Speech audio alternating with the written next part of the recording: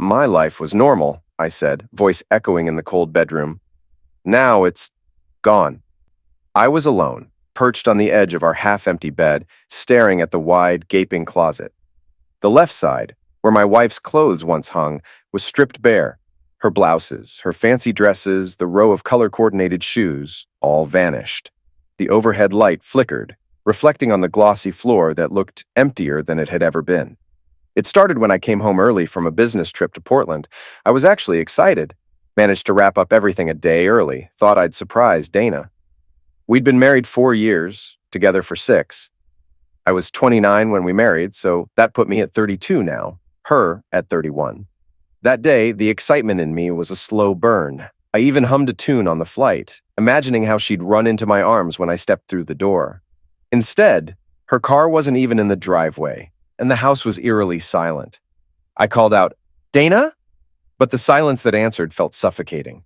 Then I walked into our bedroom and saw that half of our closet was empty. Not messy empty, like she was trying on outfits, but deliberately cleared out, methodically done. My hands shook as I pulled out my phone to call her, straight to voicemail. That's when the text came in. "I can't do this anymore. I'm moving in with someone more successful, someone who matches my ambitions. I'll have my lawyer contact you about the divorce." A dryness coated my mouth. I sat on the bed for what felt like an eternity, trying to piece together the last few months.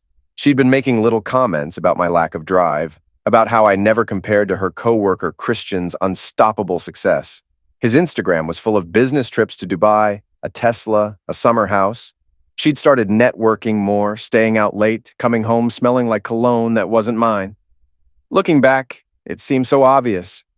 But I'd been blind, too comfortable in what I thought was a stable marriage. I didn't scream or smash dishes.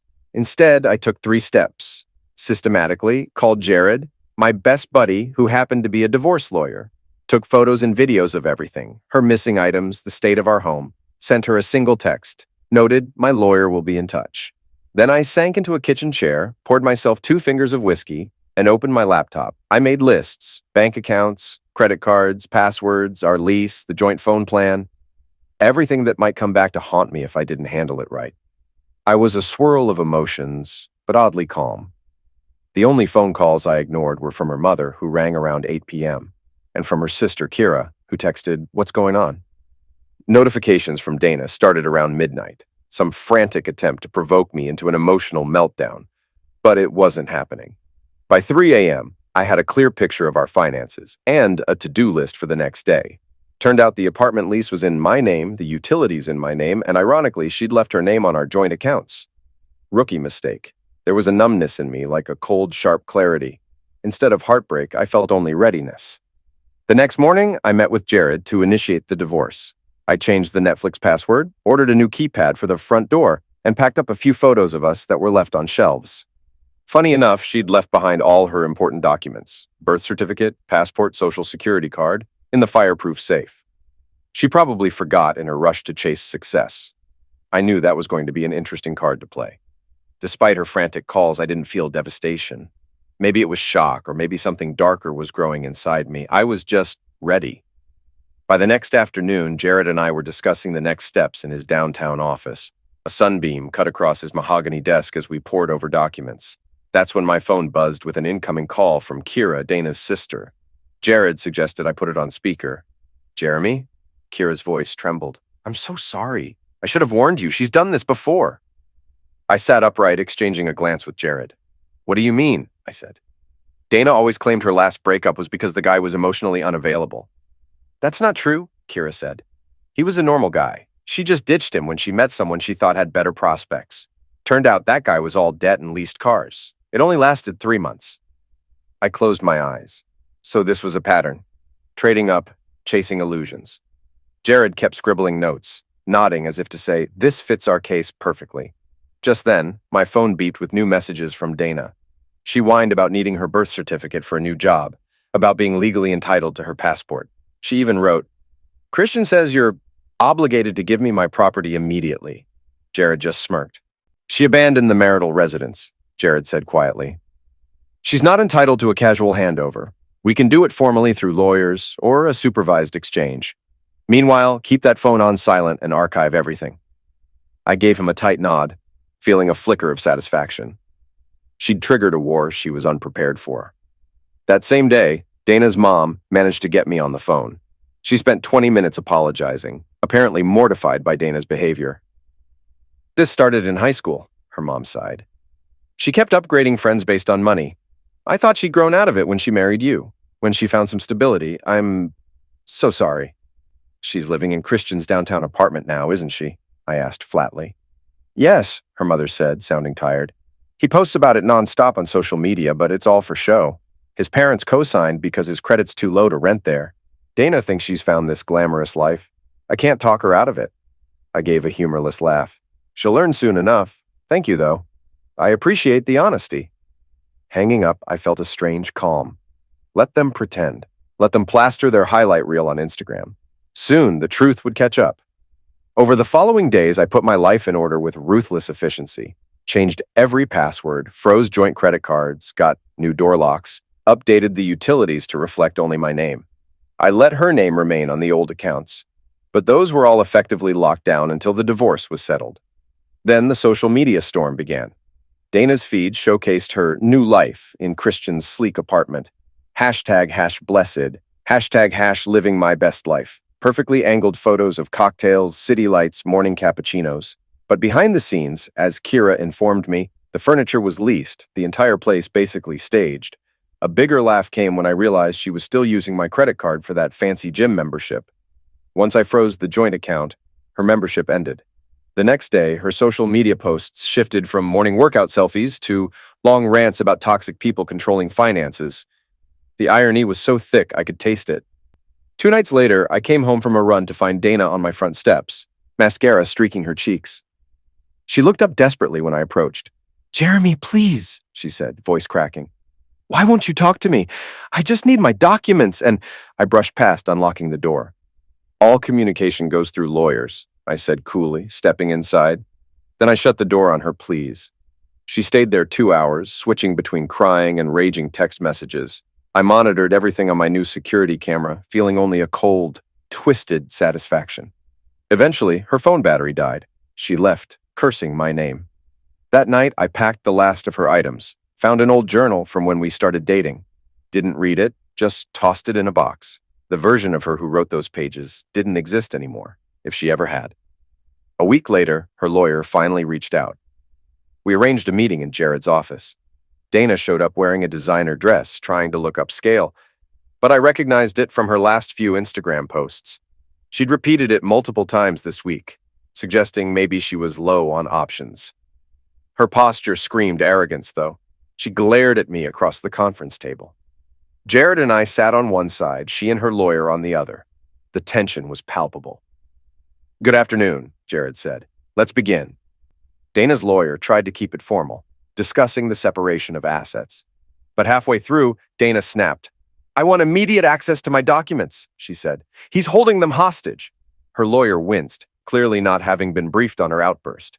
Jared remained calm, sliding some printed screenshots across the table. Dana's own social media posts bragging about leaving the past behind, moving in with Christian, plus the text confirmations that she'd walked out. Combined, they painted a picture that she'd abandoned the marital home and was now living openly with another man.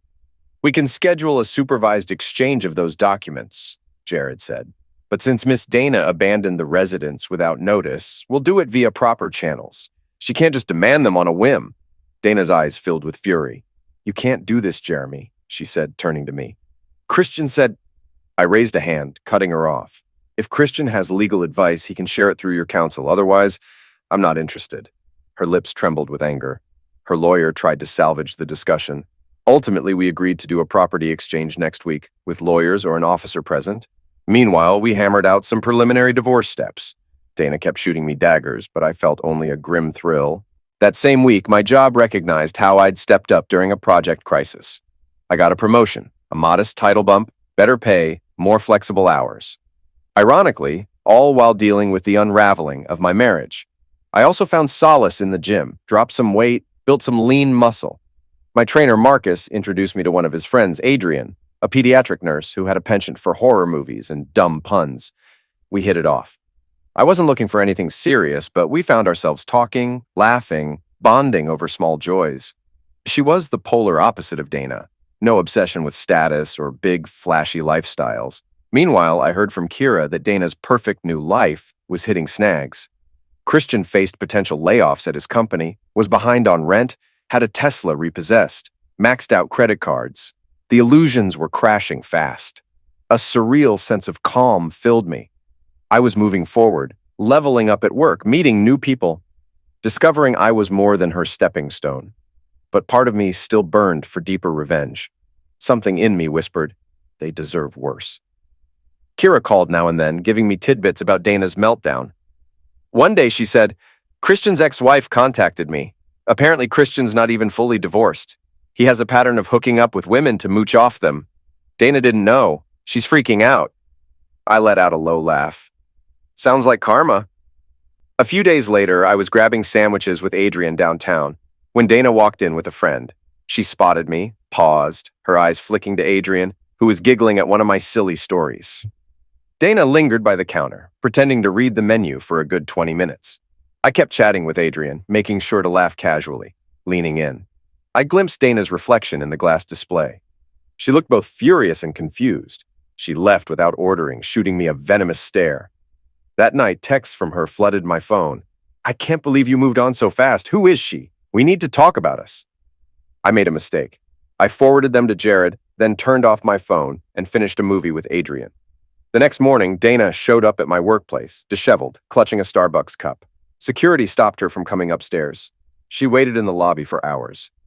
I took a back exit to lunch, ignoring her presence. Later, her mother called me, saying Dana planned to move back home because Christian was a disaster. I just shrugged it off. I hope she finds what she's looking for, I said, then hung up. I realized I no longer felt vengeful or bitter, or so I thought. A supervised exchange for her documents and remaining belongings was scheduled at Jared's office. The day arrived. I showed up early with a box of her leftover clothes, the old journal, plus her birth certificate and passport in a sealed envelope. Adrian offered to come, but I told her it'd be too dramatic. Better I face this alone. At 2:15 p.m., Dana burst in, no lawyer in sight, Christian trailing behind, sporting a wrinkled suit that still had a rental tag half sticking out. Jared's secretary promptly called Dana's lawyer, who claimed he wasn't informed about this date. Red flag. The tension in the waiting room skyrocketed. Just give me my stuff, Dana snapped, reaching for the box. Jared quickly intercepted. We need your lawyer present before we finalize anything, Miss Dana.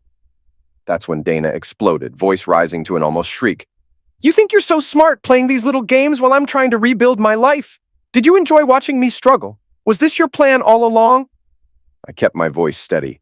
No plan, just consequences. Christian puffed up his chest. You're jealous because she upgraded. Some of us actually have ambition. I couldn't resist a barb. That's why your Tesla got repossessed, right? His face burned with anger. Dana's turned a deep shade of red. At least he has goals. All you ever cared about was your boring life. Christian shows me off, takes me places, isn't ashamed to post about our love. How's he paying for those fancy posts? I said quietly. Christian lunged forward, snarling, You don't know anything! Security hustled over just as Jared's assistant called for them. They escorted Christian back. Meanwhile, Dana switched tactics. Tears. She fell to her knees, mascara trailing down her cheeks. Jeremy, please, she sobbed. I messed up. I miss our life. Christian's apartment is being foreclosed. I have nowhere to go. I stared into her desperate eyes, recalling that text from months ago. Someone more successful. My voice was hollow. Should have thought of that before leaving me for bigger fish.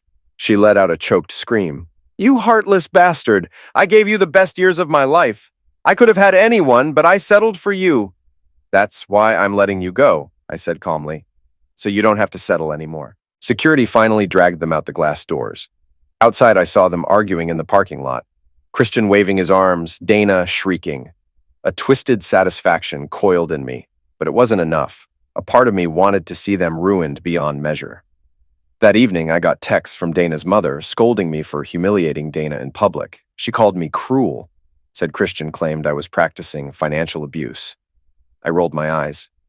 Then a late-night phone call from Dad, who, ironically, was also disappointed in me for stooping to their level. I started to wonder, was I going too far? Then I remembered the betrayal, the illusions, the smug attitude. No, they deserved worse. Enough, I whispered to myself, pacing my living room. I realized that, despite my outward calm, inside me a savage thirst for retribution was building. I wanted them to feel not just the pinch, but the full destruction of their illusions. I called Jared.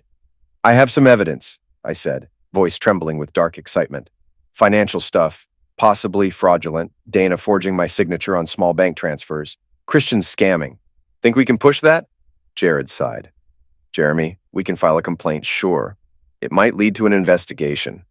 Are you sure you want to go down that road? I stared at the silent living room, the ghost of my marriage. Yes, I said coldly. I want them to burn. Within days, Jared quietly submitted evidence of possible forgery to the authorities, plus an anonymous tip about Christian's suspicious finances. Meanwhile, I took a step that even Jared cautioned against, reaching out to Christian's ex-wife. Through a friend of a friend, I got her contact. We had a brief phone call. I heard you might have had issues with Christian, I said, carefully. She let out a bitter laugh. He left me with thousands in debt. He was never the success story he pretends to be. Why? Because he's now scamming my ex-wife, essentially, I said.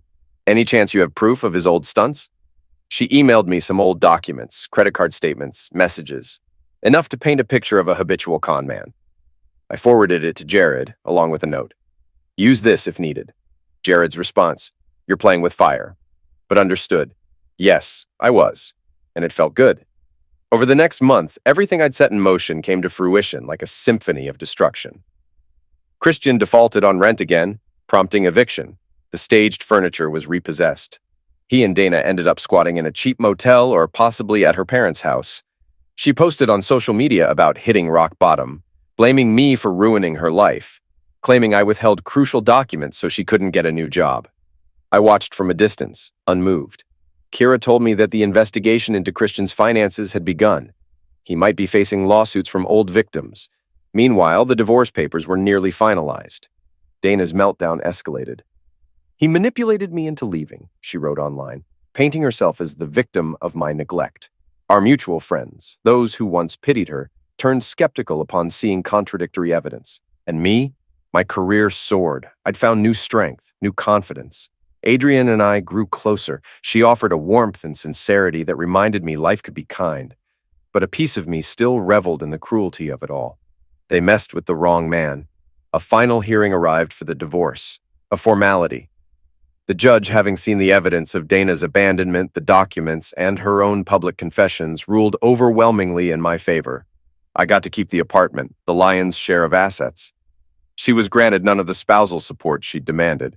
I watched her face contort in despair as the judge read the terms. Afterwards, she tried to catch me in the hallway. Jeremy, she pleaded, eyes brimming with tears. I have nowhere to go. Christian's facing charges. My parents are fed up. Can't we just talk? I met her gaze with ice-cold contempt. Talk? You want pity after you betrayed me for a man you thought was better, she sniffled. I was stupid, okay? You were always stable, but I got caught up in Christian's illusions. I regret it, I sneered. Regret doesn't erase the months of insults, your mother's arrogance, Christian's taunts. You chose your path. Now live with it. She collapsed into sobs, but I turned and walked away, letting the echo of my footsteps be her only response. That night, I ended up at Adrian's place, where she tried to comfort me. But a darkness lingered in my chest. My revenge was nearly complete. Yet I still felt an emptiness. Was this who I was now? A man who'd become a villain? Yes, because it was necessary. You might wonder where my brother comes into this. He had no role until, well, I discovered a deeper betrayal. Right after the divorce was finalized, I found out from a cousin that Dana had once confided in my own younger brother, Ryan, about her dissatisfaction with me. She'd met up with him for coffee several times, complaining that I was too average, lacking ambition. Allegedly, Ryan had encouraged her to find someone else, to aim higher. He was a borderline hustler type, always chasing schemes. That revelation snapped something in me. They'd plotted behind my back, my brother feeding her the confidence to leave me. He was part of the reason she found Christian so appealing. The rage flared again, scorching my insides. This betrayal spanned more than just my wife. My own flesh and blood had joined in the sabotage. I confronted Ryan. Is this true? I said, cornering him outside a bar one night. The neon lights cast a harsh glow on his startled face. He shrugged. So what if it is? Dude, you were content being some middle management guy. Dana's eyes were always on bigger fish. I just told her not to waste time if she wasn't happy. I clenched my fists. You stabbed me in the back, you scum. He laughed, a mocking sound. Don't be so dramatic. She was never fully satisfied. You'd have crashed and burned eventually. Without another word, I grabbed him by the collar and slammed him against the brick wall. My vision blurred with fury. You worthless traitor, I spat. You destroyed my marriage. You turned her away from me. He struggled, eyes wide. Get off me, psycho! He tried swinging a punch, but I blocked it. I pinned him, breathing ragged. You'll regret this, I said quietly. Just wait. Then I shoved him aside and stormed away, adrenaline pounding. The old me might have brushed it off, but I was no longer that man. Now I was the villain, and I had one more target, Ryan. Ryan owned a small consulting firm, which, from rumors, was mostly shady deals, questionable taxes, and borderline scams. Fueled by my thirst for vengeance, I started collecting info. I found old text messages from him to Dana, encouraging her to chase real success. I also discovered Ryan's corporate registration was messy. He'd once used my name to co-sign a business loan, forging my signature. I'd been unaware. Now that I had the forgery documents from my fiasco with Dana, my detective sense spiked. I had enough to bury him if I linked the evidence properly. So I did. I tiptoed around, calling old acquaintances, rummaging through old emails. Sure enough, I uncovered digital footprints proving he'd forged my signature to secure a small business loan. This was felony territory. I copied the files onto a USB drive, weighed my next step. If I reported him, it would lead to criminal charges. He was still my brother, but he was also a traitor who helped push my wife away. One night he texted me. We need to talk. Let's not be enemies. I can help you if you let this go. I replied, your help? I'd rather watch you burn. He tried calling, but I rejected it. The next day, I handed everything to Jared, who passed it to a contact in law enforcement. Even Jared seemed uneasy. Jeremy, this is intense. Are you sure? I stared at the blank wall of Jared's office. I am. He deserves it. Ryan must have gotten wind that something was happening. He showed up at my apartment, pounding on the door. I opened it a crack. Go away, I said. He shoved the door wide, stepping inside. I know what you're doing, he growled. You reported me, didn't you, over some forged signatures from years ago? I folded my arms, letting the door swing shut. You should have thought about that before messing with me. He balled his fists. You're a lunatic. You're going to destroy my life, my livelihood. A twisted smile crossed my face. Like you destroyed my marriage? Like you quietly encouraged Dana to leave me for a fraud? He lunged, and I was ready. Our fists collided in a flurry of rage. We tumbled over the couch, smashing into the coffee table. My knuckles cracked against his jaw. He landed a punch on my ribs. But I was fueled by months of anger. I overpowered him, pinned him to the floor. You're done, I hissed, eyes wild. I have the documents. I told the authorities. By next month, you'll be lucky to avoid prison. He spat blood. You can't do this. We're family. I released him, stepping back, chest heaving. Family? That died when you betrayed me. Ryan lay there, panting, eyes wide, with the realization that I truly was going to ruin him. I walked to the door and opened it. Get out, I said. He staggered up, coughing, looking at me like I was a monster. Perhaps I was. With a last broken glare, he limped away into the night. My hand throbbed from the impact, but I felt no remorse. I was past that. True to my plan, Ryan's shady empire fell. The law pinned him for forgery, plus other financial irregularities. He lost major clients, faced potential criminal charges. Our parents, shockingly, sided with him at first, but as evidence leaked, they realized the depth of his dishonesty. My father called me, voice shaky. Jeremy, this is your brother. Couldn't you have settled this privately? I smiled bitterly. He didn't just cross a line, he destroyed me from within. This is the consequence, Dad sputtered. But he might go to prison. That's on him, I said coldly, then hung up. Once I might have felt guilt, but not anymore. I was the man they forced me to become. Kira texted me that Ryan was in meltdown mode, drowning in legal fees, no business left to salvage. She asked if I was happy. My reply, I'm not happy, but I'm satisfied. If you think my mother took this lying down, guess again. She was furious when she learned how I'd systematically destroyed Ryan.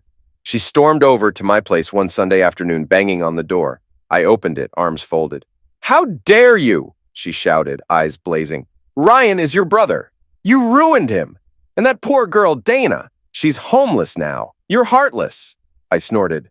"Poor girl. The one who left me for a con artist? Spare me. As for Ryan, he forged my signature. That's a crime. You should be proud of him." Her hand shook. "You've become a monster, Jeremy." I bared my teeth in a grin. "Maybe. But I learned from the best, right? The entire family turned a blind eye when Dana humiliated me. Ryan encouraged it. Now they reap the whirlwind." She tried to slap me, but I caught her wrist midair. "Get out," I growled, my voice dangerously low, "before I decide to ruin anyone else who stands with him." She paled, eyes wide, then stumbled back, tears forming. I slammed the door in her face. My chest heaved, adrenaline coursing. A small part of me recognized this was extreme, but the bigger part relished it. Word spread that Ryan was indicted for forgery and fraud. Dana, who'd been couch surfing after Christian's meltdown, showed up at my door late one night. The security camera alert on my phone showed her standing there, drenched in rain. I walked out to the porch. She was shivering, hair plastered to her face. "Jeremy," she choked. "I've no one else to turn to. My mother won't let me stay. Christian's gone. Ryan's destroyed. I'm sorry, I regret everything. Please." I stared at her, a swirl of old memories flooding me. The day she said "I do," the laughter we once shared, but that was gone. She'd chosen betrayal, and I was no longer the man she married. "Please what?" I said icily. She sobbed. "Please let me in. I'll do anything. I realize now I was a fool. You're the best thing I had, and I threw it away. I just need a place to stay until I can get on my feet." Lightning flashed overhead, illuminating her desperate expression. My heart hammered, but my face remained cold. "Why would I help you?" I said softly. She sank to her knees on the wet porch. "Because you were never cruel before. You were good, you loved me. Somewhere in there, the Jeremy I knew is still alive." A flicker of something stirred in me, but I crushed it. "That Jeremy died when you spat on our marriage." Her lips quivered. "People told me you turned into a villain. I see it now, but I'm begging you." I inhaled, letting the thunder roll. "If I open this door," I said, "it won't be for your comfort. Understand?" She blinked, confused. "What do you mean?" I gave a cruel smirk. "I could let you in, make you do humiliating chores, repay me in ways you can't imagine. I could degrade you until you break. Is that what you're asking for? Because I'm not the same man." Her eyes widened in horror. "You can't mean that. You wouldn't—" I leaned forward, voice low. "You wanted me to be a real man, a powerful man. This is who I am now. If you think you can handle that, come inside. Otherwise, get lost." She stared at me, tears mingling with rain. Then, with a trembling breath, she fled down the driveway into the storm. I watched her vanish, heart pounding. I almost felt relief. I'd tested myself, confronted my darkness, and she ran. Good. In the aftermath, the legal wheels turned. My divorce was fully finalized, awarding me the apartment, the majority of assets, and zero obligations to pay anything to Dana. Ryan faced trial for his forgeries, possibly looking at time behind bars or at least heavy fines. My mother disowned me, calling me a demon. I shrugged it off. Adrian noticed my darkness. One evening, she asked quietly, "Are you okay? You seem so on edge, like you're carrying a lot of hate." I sighed, staring at the city lights from her balcony. "They tore me apart, Adrian. They betrayed me. I had to do what I did. But sometimes I wonder if I lost too much of myself in the process." She touched my hand gently. "It's okay to let go of the anger. You got your justice. Holding on might just poison you." I nodded, though a part of me found it hard to let go. The vengeance had become my new identity, and I wasn't sure how to revert. But I wanted to try, for her, if nothing else. Months passed. Ryan's sentencing came. He got probation plus massive restitution fees. He slunk away to live with my parents, who were furious at me but had no choice but to host him. Dana ended up drifting, presumably living with her mother again. Rumor said she found a low-paying job, spent nights crying over how she destroyed her life. Christian? Possibly facing separate lawsuits, or maybe he ran off to another city. As for me, I soared at work, found a quieter happiness with Adrian. We moved in together eventually, got a pair of cats, real living creatures that brought genuine joy. No illusions, no Instagram fantasies. And in the silent hours before dawn, sometimes I recalled the version of me that once existed. Naive, hopeful, trusting. That man was gone forever. In his place stood someone who had orchestrated a thorough downfall for everyone who wronged him. Did I regret it? Sometimes. But then I'd remember the heartbreak, the sneers about my lack of ambition, the betrayal from my own flesh and blood. The rage would simmer again, reminding me why I became this. If that made me a villain, so be it. They started this war. I finished it.